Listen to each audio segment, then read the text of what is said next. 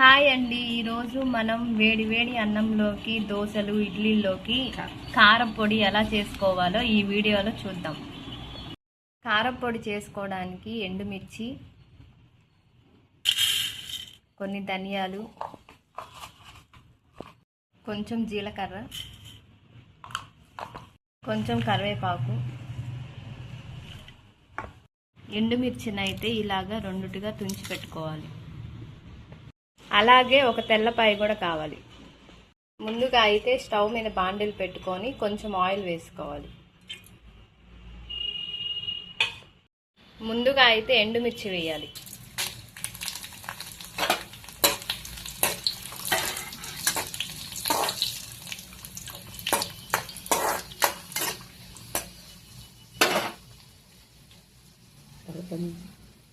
తర్వాత ధనియాలు, జీలకర్ర వేసుకోవాలి.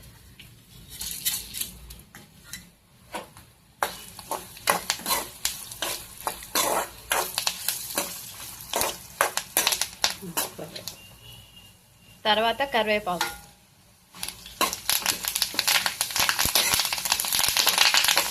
మరీ మాడిపోయేదాకా కాకుండా లైట్గా ఫ్రై చేసుకోవాలి.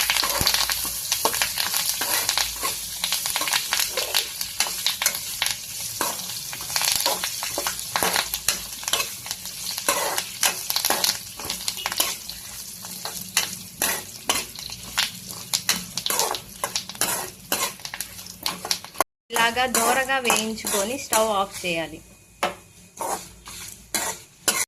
ఇవి కొంచెం చల్లారాక రోట్లో వేసి దంచుకోవాలి.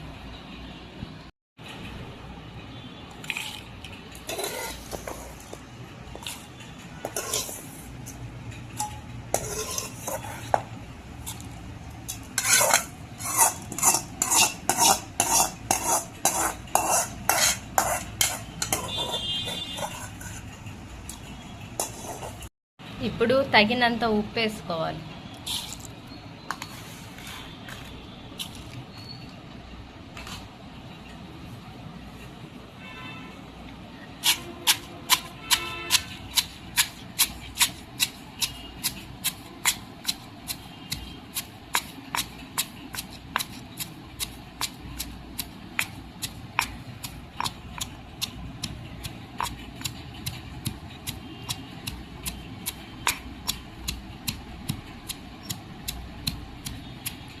రోట్లో వేసి దంచితే టేస్ట్ చాలా బాగుంటుంది.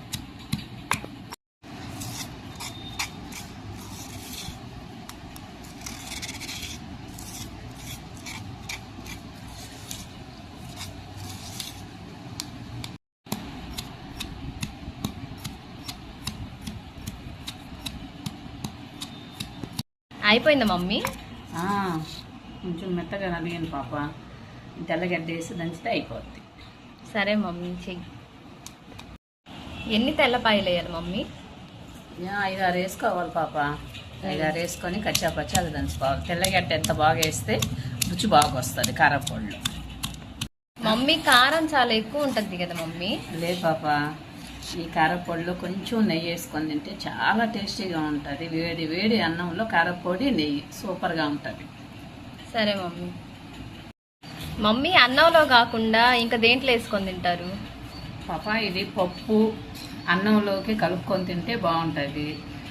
ఇడ్లీ చేసుకున్నప్పుడు ఇడ్లీలో కానీ తింటే సూపర్గా ఉంటుంది పాప.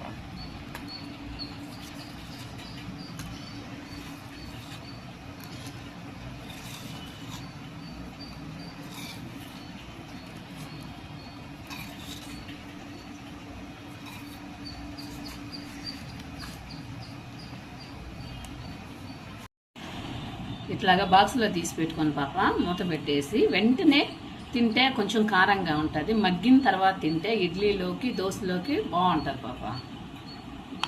ఓకే మమ్మీ, మనం తిందాం అయితే.